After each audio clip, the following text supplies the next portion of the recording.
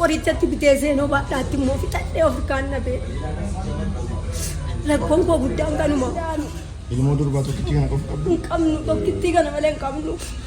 Duraan isin tajaajilaa turte maali? Duraan isin gargaaraa turte?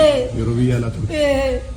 Natti jaartee, natti bittee, anumti nuyyuu siirraan jiraadhe.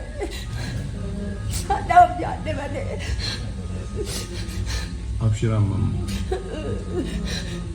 Abshirsiidha jedhu abbaa koo ati duuteeyyuu seenuu na baatee ta'a noositti kunoona ta'e jabanii halkan irra kubbanee ta'a ishiin eegaa lamatti kabaan waan jalaa fudhachuu dhufuun ishii lamatti eegaa jaallannee taraa kooti akkana dhawwine hawwiin koo gadhaabiti.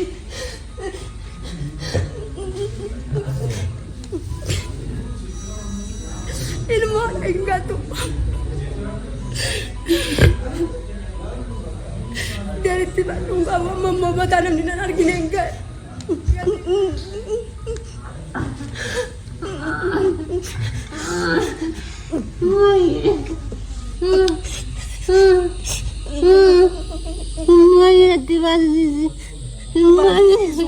Afurri keenti daa.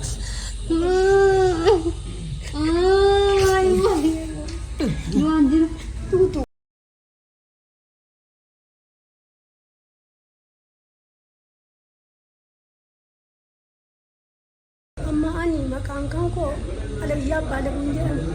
Teessoon ganda koo teessoon boodarruudha. Aanaan koo immoo aanaa Shabee Sombooti. Mucaan kun immoo kan kanaan achitti hojjettuudha. Hojjettee biyya alaatti. Ati hojjettu achi ala dhuftee achitti na duraa dhukkubsattee amma ammaallee itti yoon jaatee hiriyoonni isii bakka bakkaallee isii akkamtee hamma ammaa kan harii firoomsiin keessatti ji'a laman ture. Achi firoomsii odaa ulleetti na dabarse. Odaa ullee keessaa immoo as hospitaala guddaatti na dabarsanii. Ammaa fi waa tokko waan ani ittiin akka madhuun na bee jismiin isinii ta'ee miilli isii harkisii hin shalalte kanaanani hadha bultii sagalee asii galuun kan koo. Kunoo isin argitan akkan itti ol fuudhuu qabu danda'e ol hin fuudhu. Hamma dirasii mana kooti qabsiisee waan akkamsiifadhee ilmoon koo seenoo baadhuu dhabeetanii himata kan koo gara kanatti banadhee abeeti. Maaloodha dhibeenis maaloodha jedhan?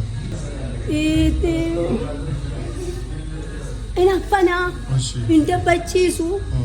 Kunoo intinii kana qilleensi kun maashiniidhaan irra kaa'ame hadha bultii sagal. Maashiniidhaan qilleensi kan isin fudhatu hin dandeessu. Afura baafachuu hin dandeessu. Bultii sagaladha jechuudha. Kanaan hadha wajjin rakkadhee asitti. Ilmoon eeggatu. Deritti badhuun qabu amma mataa namni nan argine hin gahe. Gatee gadi ba'uuf karaa qabu. Buddee ba'uuf hin danda'u giidoo qabu.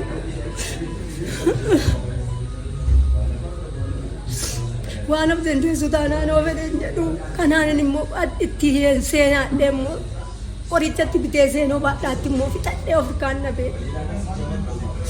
Rakkoon koo guddaan kanuma. Qorichi guyyaa guyyaatti bitama? Akka kanatti qoricha bitaayanii waraqaa kennanii maaliin guyyaa ta'ee guyyaa lama ta'ee maaliin beeka. Nama Farankaa Afrikaa qabutu bitee fidee inni kaleessaan ni ta'e eessa jedhee gaafa xaanuu qabaadhee bitee ilmoo koo seenoo hin baanne. Oksijiinii kanaan malee afura baafachuu hin dandeessu ishee? Hin dandeessu. Biyya alaa turte? Ayyee kabajamtootaaf jaallatamtoota obboloota koo bakka garaagaraa teessanii kan viidiyoo kana ilaaltan an abdiidha.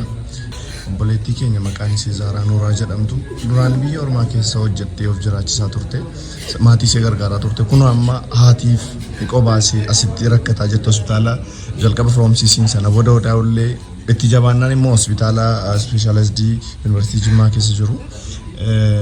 Oksijiiniin malee afuuran baafattu dhibeensi ulfaataadha jedhu mee namni rabbi isinii laaffise waan dandeessaniin bira dhaabadhaa isiniin jechuun barbaada. Lakkoofsa akkaawuntii isaanii as jalatti isinii maxxanfamee jiruun deeggarsa gochuu dandeessu. Galatooma ulfaadhaan Abdii Geetaachooti viidiyoo kana maaloo sheer godhaa namoota biraa qaqqabsiisaa. Thank you.